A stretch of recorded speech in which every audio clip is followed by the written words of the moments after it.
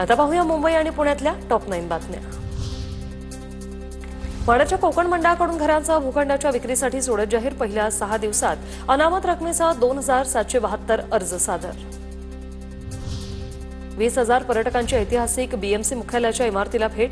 जानेवारी 2021 ते जुलै 2025 पर्यंतची आकडेवारी। बीएमसी, एमटीडीसी आणि खाकी टूर्स यांच्या संयुक्त विद्यमानाने टूरचं आयोजन। मुंबईतील कोस्टल रोडवरील वाहतुकीवर 236 सीसीटीव्ही कॅमेऱ्यांची नजर। वेगाची मर्यादा ओलांडणाऱ्या वाहनांची नोंद ठेवण्यासह अपघाताबाबत नियंत्रण कक्षाला माहिती पुरवणार।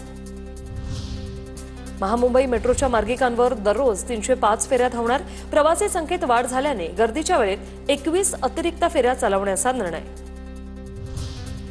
वसईतील पर्यटन स्थळांवर पोलिसांचा मनाई आदेश। चिंचोटी, देवकुंडी धबधब्यात जाण्यास पर्यटकांना मज्जाव। पर्यटन स्थळांवर दुर्घटना घडू नये यासाठी पोलीस प्रशासन सतर्क।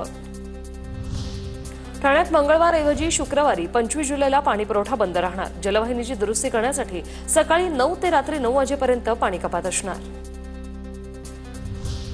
मुंबईच्या गोरेगाव पूर्वेकडील कन्यापाडा परिसरात पाणी टंचाई विरोधात पालिकेच्या विरोधात रहिवाशी हंडा मोर्चा काढणार। पुणे जिल्ह्यातील जलसाठवण स्त्रोतांची पडताळणी सुरू। प्रत्यक्ष जागेवर जिओ टॅगिंग करून ठिकाण निश्चित होणार। आतापर्यंत 10,000हून अधिक बांधकामांचं जिओ टॅगिंग पूर्ण। पुण्यात मेट्रो प्रवाशांना स्टेशनपर्यंत ये-जा करण्यासाठी फीडर सेवा सुरू।